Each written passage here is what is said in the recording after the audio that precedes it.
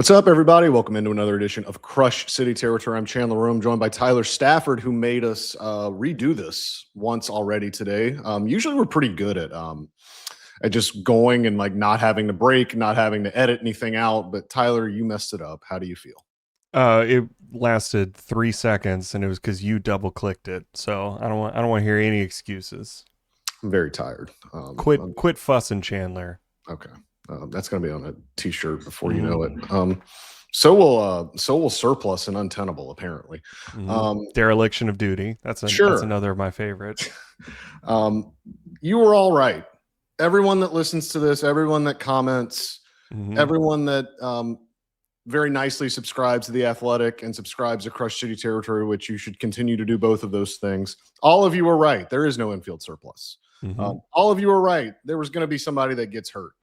And that person is Jeremy Peña, who um, was doing what he would have been doing if he was still in Astros camp. He Mhm. was playing shortstop in an exhibition game, and he fielded a ground ball, made the throw to first base. Nothing about the video looked um, bad. It looked like a very normal play, but then at the end of the play, you can see Jeremy kind of look at his throwing hand. He was out of the game the next inning. To be candid, I was told that the Astros were told initially that Pena left the game with a broken fingernail. That was a fingernail injury. Mhm. And so when the reporting began that afternoon, or that afternoon into that night, that Jeremy Pena had a fractured finger, um, I was hesitant only because it could have been semantics. Something could have gotten lost in translation because this did happen in the DR. This happened in the Dominican Republic, and the initial reports came from media that is in the Dominican Republic. And we reached out, the Athletic. We reached out to the official press officer of Team Dominican Republic and the WBC, and they told us, he had X-rays, but there is no official diagnosis. We don't know yet. To call it a fracture would be premature. But the next day, Jeremy Pena went to West Palm Beach, saw a hand specialist that told him he has a fracture in the fingertip of his right ring finger. He'll be evaluated and reevaluated in 2 weeks. That came, I believe, on March 4th, which meant opening day from March 4th was 22 days away. So I think it's safe to say that his status for opening day is in peril. But from everything I have ascertained, everything I have seen, I want to be clear. I'm not in West Palm Beach. I have not talked to Jeremy. I've talked to some people that are there, but not like I have not been in these scrums. From what I can ascertain from many miles away, this does not seem to be something that is going to be a long-term injury. This does not seem like something that is going to, impact him for weeks and weeks and weeks. But it just comes at a time when he may not be ready to make the opening day roster. I don't believe you. Okay. Uh, until he is back out there, I'm terrified. I don't trust any of this. Uh, I mean, broken tip of a pinky or a ring finger seems about the best injury that you can hope for. Um, but I don't trust you, and I don't trust that he's going to be okay. I also was picturing, when you're swinging right-handed, the pressure is going to be more on your left hand too, because you're pulling the bat through. So it does feel like the right ring finger is probably about the best you can do. Because also when you throw the ball, you're only using your middle and index and thumb too. So it does seem like something that you can come back from relatively easily. Um, but I don't know how much of the Astros you watched last season, Chandler. They're Couple on games. thin ice with injury reports and statuses, and so I will believe that he is better when he is in the starting lineup. And the Jake Myers Memorial, he has to actually play. Yeah, I don't. It can't just be a starting lineup. I need to see him take an at bat, run to first, throw a ball, and then I will say, okay, he's ready to go, and he's back. Um, I will say, I thought that I was going to see more people get real fussy about it happening at the WBC, and I'm glad that we led with that. It seemed like people were pretty normal about nope. In your No, mentions, that was a no, little they won't. different. They won't. Hey, you know where you also take ground balls at shortstop? Spring training. All right, this was not a WBC injury. There's not some secret He ground wasn't even ball. at the WBC yet. Like, Whoa, he was just in the he was Dominican. in the Dominican. Like he was not even at the their pool play is in Miami. He Okay, wasn't even in Miami yet. He yeah, wasn't even at the WBC. yeah, he's gonna take grounders in West Palm Beach too, and he could have gotten hit on his finger. Um, yeah, I mean, when it first came out, I saw the reports. There was like, oh, he's expected to miss maybe the first round, but he'll be back. And of course, as soon as I saw that, I was like, no chances. Mr. Jim gonna let him play an inning in the WBC if he got hurt already. Yeah, I don't want to wade into these waters because I do not speak Spanish, but did you see the Geraldo Perdomo interview that was making the rounds? Yeah. Geraldo Perdomo, who is going to replace Jeremy Peña at shortstop on the Dominican starting lineup. Again, I'm paraphrasing. I don't know Spanish, but people that do know Spanish have tried to translate it for me. Essentially, Geraldo Perdomo said on camera that Jeremy Peña is fine, but the team didn't want him to play. I'll take it. Yeah. That's sure. If that's true, great. Sorry for Jeremy Pena. I'm sure that he would like to be playing. Yeah. This seems fair to be like, tough. hey, this is in 2 weeks. This is a big deal. I mean, did you see the Caminero celebration last night after he homered? Yeah.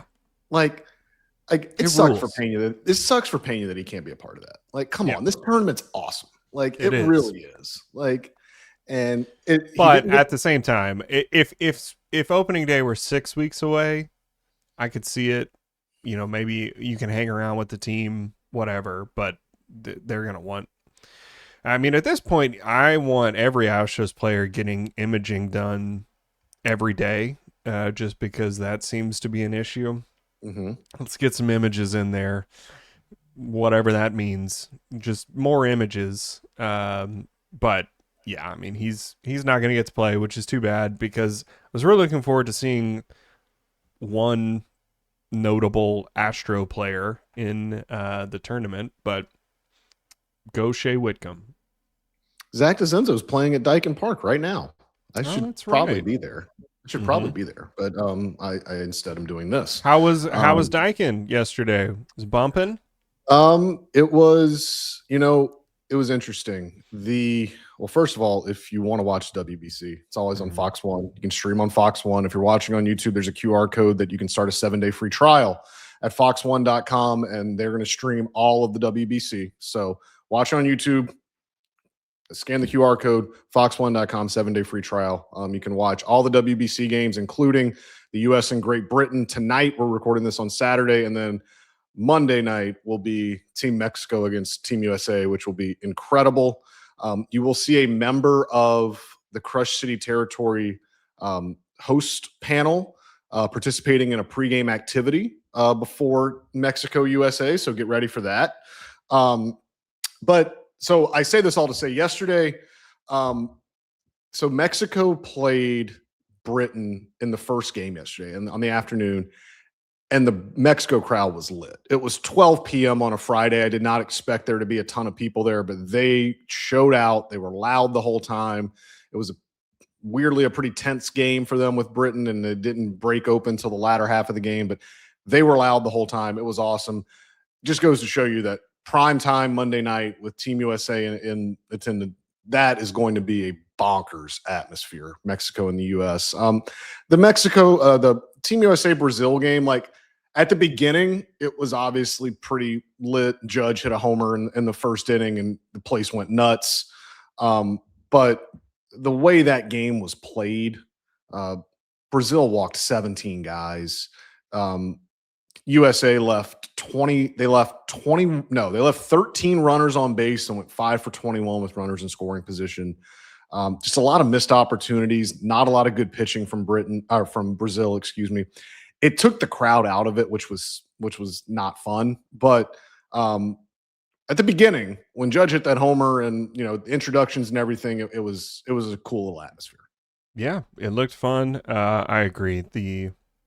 the walking was quite annoying to watch. But I also would not want to throw a strike to anyone in that lineup.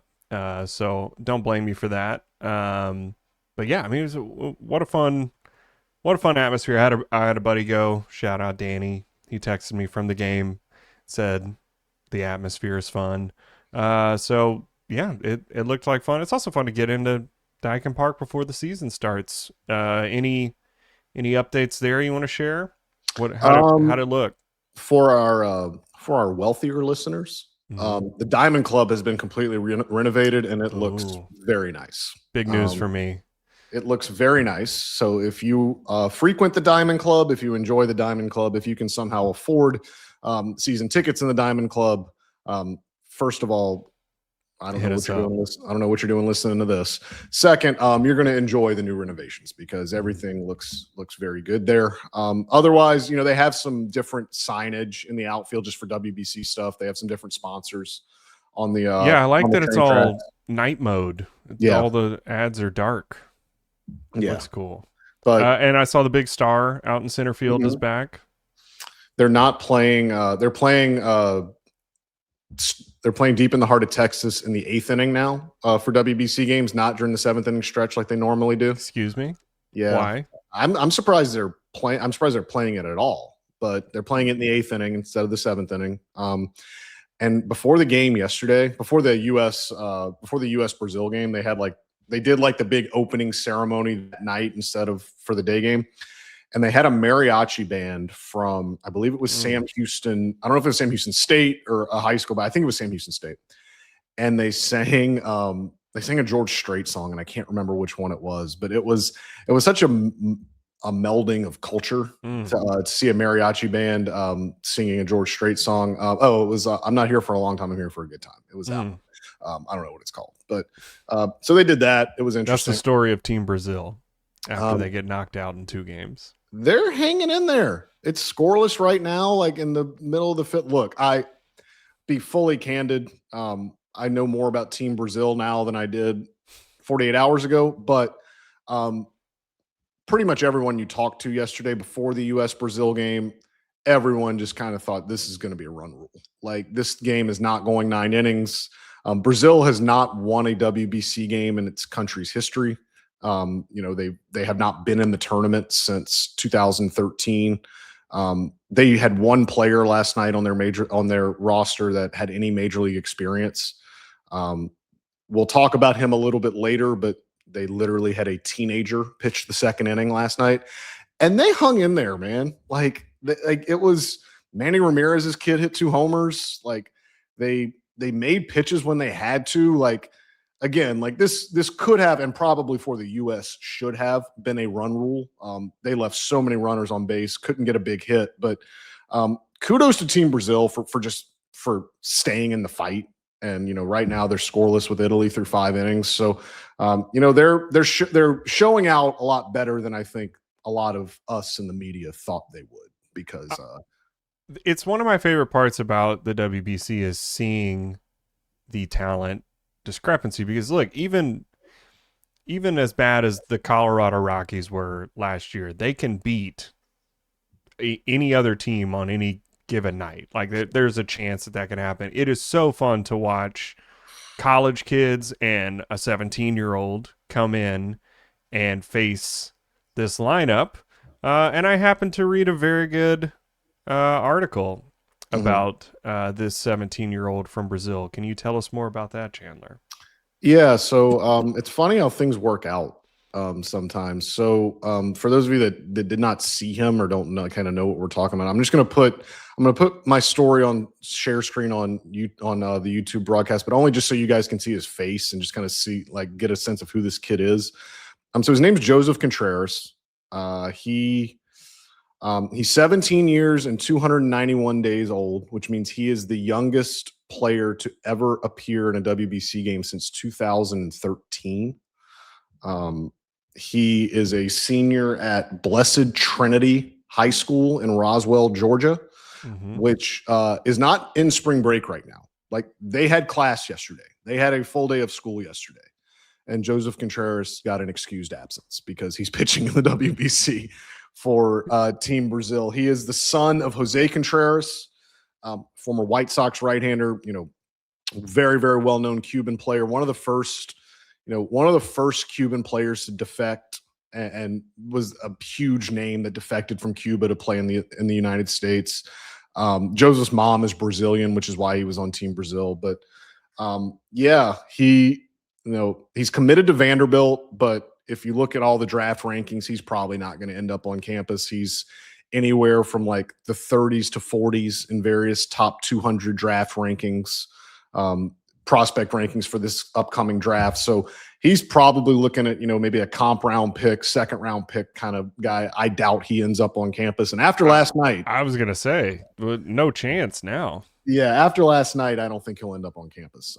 He comes out throwing 98.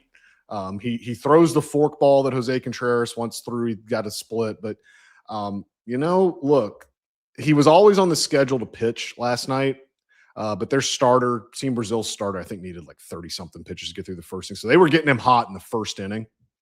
And then he comes in the second inning. He's 98, and, he faces Aaron Judge with the bases loaded. And this is why the WBC is great, right? It's so cool. Like, you have depending on your fandom, you have the second or the best baseball player in the world standing at home plate.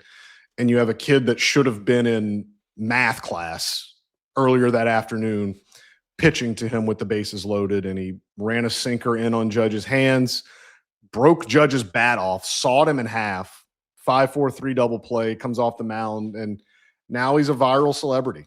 And it's what makes this tournament awesome. It was serendipitous that I'd actually talked to Joseph before the game, because when you do what I do for a living, you kind of always want to have a story in your back pocket just in case like the game went like we thought it was going to go. Like, they would have ruled the team in 5 innings, and it would have been like no one's going to read about them destroying Brazil. So I had talked to Joseph before the game. I talked to him actually with friend of the pod, Ken Rosenthal, who probably shared a lot of that insight on the Fox broadcast.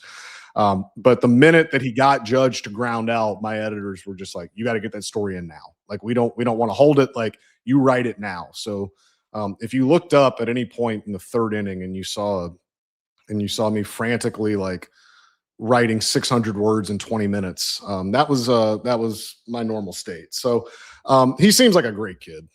Truly, said he's been doing homework upstairs at the hotel, because his exact quote was, all the other guys like to party. Like, I can't go down and party with them because like he's 17 years old. And B, he's like, I got homework to do. Like, I had to do math yesterday. I did social studies today. And I'm like, it's insane. Not for long, buddy. Nope. You got a couple months left. Nope. Make it through the season. You'll be all right. But yeah, that was awesome. It was really cool to see that. And it's, didn't a couple in the last WBC, wasn't there like an electrician that was pitching for the Czech Republic that struck out Ohtani, and everybody was like, it's like, that's what there's guys coming in throwing 82-mile-an-hour fastballs and just praying for the best. It rules. It's so much fun. Yeah. This also should settle any debate that you have with your uncle while watching baseball about, oh, I could hit that. Aaron Judge got sawed off by a high school kid. You could not hit whatever pitch you think you could hit. No, you could not. No.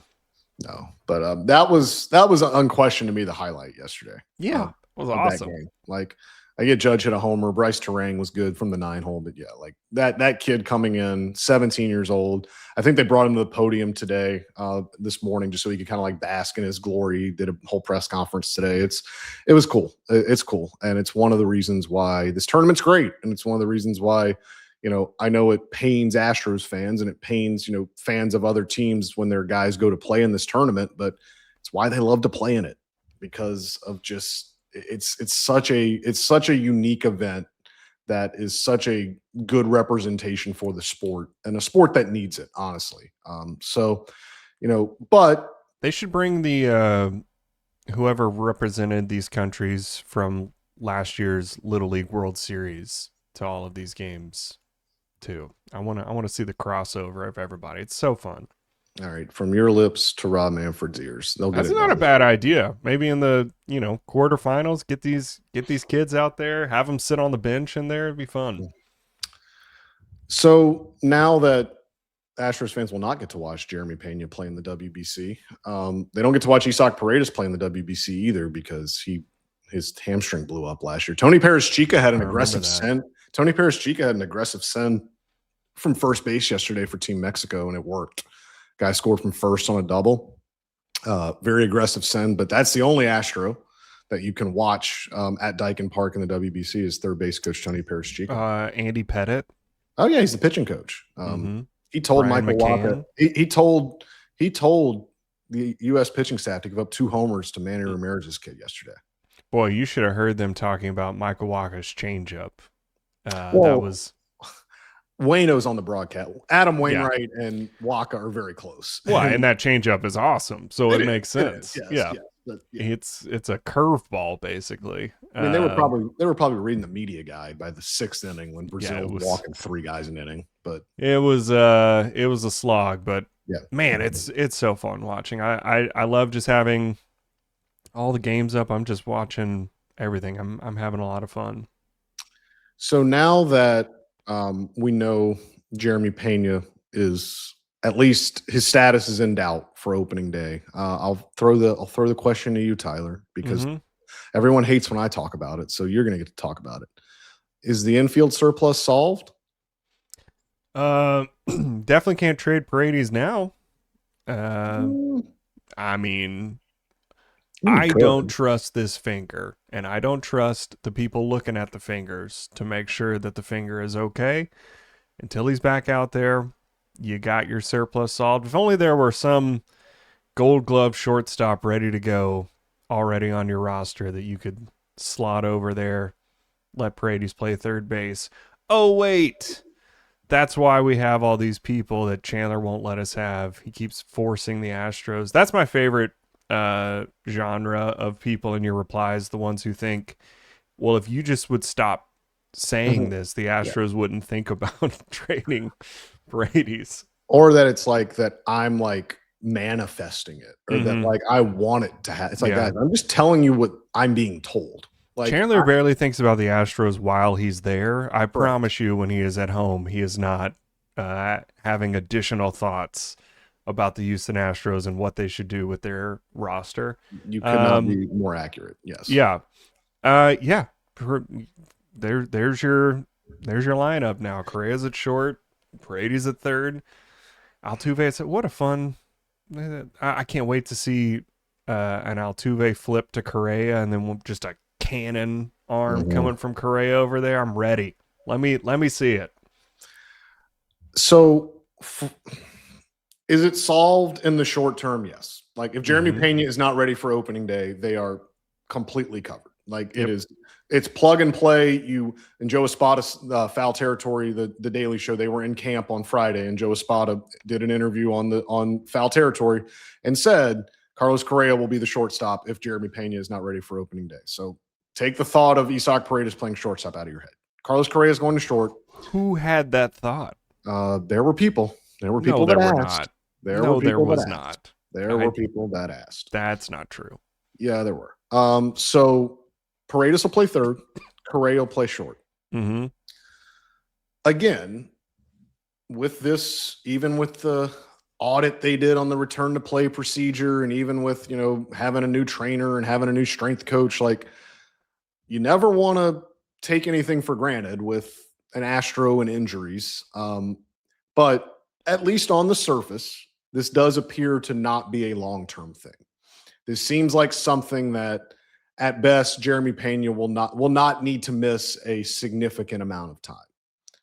So when that time period is up, we're right back to square one of what we have been talking about for 2 or 3 months. It's why I'm not totally going to sit here and say like, oh, they can't trade Paredes now. Like, oh, it's completely off the table and it's done. Like, I mean, does this lessen the likelihood that they will? Yes, obviously.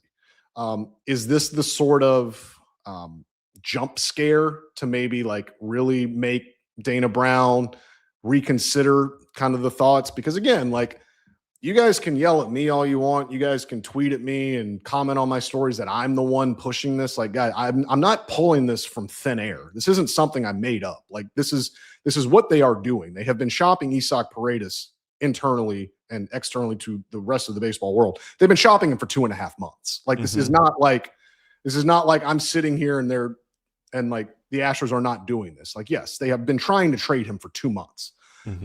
Maybe this is the jump scare that maybe makes them like, all right, like let's pull back a little bit. Let's not be so gung ho. And to give them credit, they have been pretty hesitant with how they've approached because they have such a high price on him and they haven't moved it.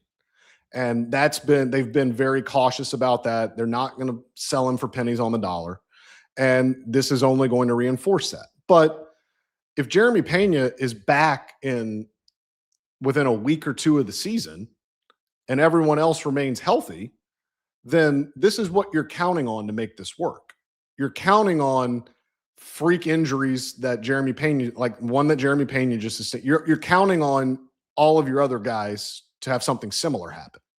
Because like we've said, given everything Joe Espada has said about who he wants to play where, who's going to get the most amount of playing time at DH, at second base, at all these different positions, this is not going to work unless people get hurt. And I guess congratulations to those that were so against it. Like, you got somebody got hurt. Congrats to you. You were right. But unless that keeps happening over and over again, we're going to be back in this same, cycle of talking about this in about 3 weeks or a month. Okay. Figure it out then. Yeah, no. And who cares? Yes. I but it's why I understand. Look, a little peek behind the curtain. How reporting works is people tell Chandler things, and then sometimes he says their names because he needs to use a quote, and then sometimes he just takes that information and writes it down without saying the quote. But that's where the information, he's not just making, so people come up to him and be like, hey, by the way, we're trying to trade Isaac Paredes. This is what's going on. And Chandler's also allowed to talk to people from other teams, and they will say, yeah, the Astros called me yesterday and said this is what they want for Isaac Paredes, because those people don't care if that story gets out because it's not their team. And that's how reporting works. And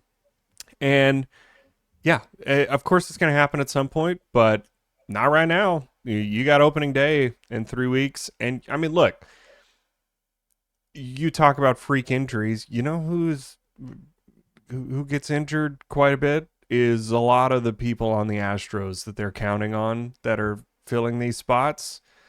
What are you talking about? Christian Walker played 156 games last year. He sure did. And there's a couple other fellas in the infield who may get hurt at some point. But even if they, I mean, again, figure it out then. When Peña gets back, you still can make it work temporarily. Again, the issue with the way that the roster is constructed is not day of what do you do. You can make a lineup on any given day with how the Astros have their roster constructed right now. It's how do you consistently do it for 162 games? That's the hard part. But any given day, you can make a lineup that's going to make most people okay. And right now, your team's filled out. Like that should put a stop to any trade conversations unless you get a call that someone is even more desperate and they're going to do it, and you trust your imaging and your fingers and whatnot. But good thing they hadn't traded him yet. Right. But what I would caution is just, I would caution anyone that saw the Peña news and say, oh, Paredes is an Astro forever now. Oh, no. He's here with us the whole season. He's here with us till the trade deadline. Like, no, like again, if this was a more serious injury, if this was something that, if it was a hamate bone that needed, 6 weeks, if it was a hamstring like Isaac Paredes had last year, if it was an oblique. Stop saying all of this. Right. Stop. I get it. Don't name other injuries. But again, I think this is how it's going to have to work. To make this work for 162 games, they're going to need like 4 more instances like this. And I don't know Okay. that you want that. Do you want your guys like Sure constantly don't. getting hurt guys constantly getting hurt? No, I don't think anyone wants that. So No, they will figure it out at some point. yes. But not until Peña's back out there. Don't figure it out then. You know who right now is still the Astros backup catcher, Tyler? Cesar Salazar, of course. Right now, he remains the Astros backup catcher. Salazar Slytherin over there. Right now, as Dana Brown has said numerous times, right now he remains a backup catcher, but there is more competition now. If you've listened to Crush City Territory for any length of time, you knew a month and a half ago that the Astros had expressed interest in Christian Vázquez. It was never going to be on a major league deal, just given Vázquez's age, given his last 2 years of performance. It was never going to be a big league deal. And I think Vázquez was waiting out to see if he could get a big league deal. That obviously did not manifest. So the Astros signed him to a minor league deal with an invitation to big league camp on Saturday. Today they signed him this morning. He is playing for Puerto Rico in the WBC. So Jim Crane, cover your ears. But he will be returning once he finishes in the WBC with Puerto Rico. He'll go back and he'll report to Astros camp. He'll report to West Palm Beach. So he's not in camp yet, but this is the competition to push Cesar Salazar for the backup catcher job. Christian Vázquez has objectively been a bad player for the last 3 years. Like, I don't think we can argue otherwise. He has a 60 OPS plus since 2023 career. He's a good defensive catcher. He's a guy that, pitchers like throwing to. He is your prototypical backup catcher. He is, he's going to do everything right behind the plate. He's going to, call a good game. He's a veteran, savvy presence that can, knows the nuances and can pick up stuff, knows when teams maybe have a tell, knows when his guys are tipping, things like that. Is not going to provide much of anything at offensively. But to be fair, there's no backup catcher out there that would have provided what Victor Caratini has provided for you the last 2 years. So the fact that they were going to go find a Victor Caratini replacement on the open market was just very misguided, because he played better than almost any backup catcher in the sport last year. But one thing they needed to do, if you don't realize it by now, I don't really know what to tell you. I don't think the Astros are comfortable carrying a guy in Cesar Salazar that's caught 14 career big league games on their roster and asking him to catch, maybe 50 or 60 games this year. And that's being generous. Like, there's a situation where you could see the Astros backup catcher maybe appear in 70 games. And if you need Yiner to DH, if you need to get Yiner off his feet, things like that. So they needed some veteran competition. They needed just an insurance policy in case they decide that Cesar Salazar is not what they want on their roster, and they got that in Christian Vázquez. Yeah, you know what you're getting. He's going to hit 180, and he's going to run into a homer once a month. But he is an adult and knows how to catch, and that's fine. That's all you need. And maybe they'll make a move at some point to upgrade back up catcher. But again, if your season is hinging on backup catcher, something has gone terribly wrong. But I will say this. I don't think the Astros are necessarily constructed as first and foremost a run prevention team. I think if their lineup is healthy, they are certainly not a team that you look at and it's like, all right, they're only going to score 3 or 4. I know you saw it last year, but that team was not healthy last year. When this lineup's at full strength, I think this is a top half of the league offense when it's at full strength. So I wouldn't say that this is a run prevention team first and foremost, but it's a lot of what they do. A lot of their identity is pitching and defense. And, a catcher is pretty important in all of that. And I'm just not, and I haven't been convinced since the beginning of the offseason that they trust a guy that's only caught 14 big league games to be such an integral part of that operation. And for Cesar Salazar, it's tough because he's out of minor league options. So he's either got to make the roster out of camp, or they've got to expose him to waivers where, I haven't really thought about if he'd get claimed on waivers because, there's such a lean major league sample size.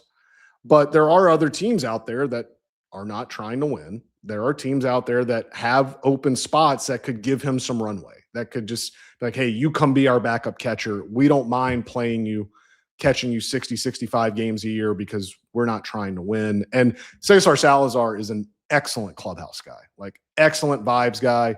He is beloved in there. Like pitchers love throwing him, everything about it. So he would upgrade any clubhouse in the big leagues. So they're going to have to make a decision. Do they maybe, I don't know. Would they carry 3 catchers? Especially if Peña is not ready for opening day? Like, could they have a permutation where they carry 3 catchers? Probably not. But in the absence of that, they're going to have to make an actual decision because they've got to decide on Cesar Salazar by the time camp's over.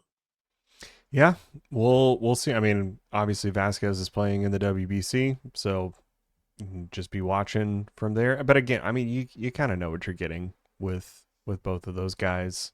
But yeah, it'll be interesting to see. I mean, whatever. If he goes to waivers and he gets picked up by somebody else, that's I think you know what you're getting with Christian Vázquez. Like he can't get worse offensively, I don't think. And you know that he can catch and call a game. So it just depends on if you need that stability or not. I mean, you're not rolling the dice and hoping he finds an offensive resurgence at age 37 after hitting 180 last year. But if you're saying we need somebody that we know can catch 50, 60 games, then you can do worse than Christian Vázquez. Yeah, and it's either him or, Jonah Heim signed already, but maybe they could trade him for Wilyer Abreu. See if that works out. How'd that work out the first time? Actually, pretty good. Good. They won the World Series. I don't know if you remember. Yeah, I think they would do that again. I think they would too.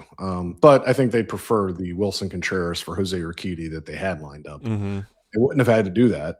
They would have still had Wilyer Abreu in their farm system, and we wouldn't be sitting here talking about why they need to go trade for a left-handed hitting outfielder. But here we are, and we will continue to discuss why they need to trade for a left-handed hitting outfielder on the next episode of Crush City Territory. But until then, you can follow me on X at Chandler_Rome. You can follow Tyler at Tyler C. Stafford. Please rate and review us on Apple and Spotify. Please like and subscribe to the YouTube channel. Please like the video. That helps us out a lot. We'll be back next week. I fly back to West Palm Beach on Tuesday, so be in Florida again beginning Wednesday through the end of camp. When I'm back there, we will have a better chance of getting some more players as some guests. So stay tuned. Stay tuned for maybe some more player guests. Everyone loved the Ken Rosenthal interview, so maybe we should get Ken back. I got many glowing reviews about everyone's favorite National Baseball Insider. But we'll be back next week. Until then, thanks for listening. Enjoy the WBC. If you're going to USA, Mexico, get ready. It's going to be lit. See you then. Talk to you later. This is your 2-week warning that Project Hail Mary is coming out, so it's time to read the book before the movie comes out. Bye!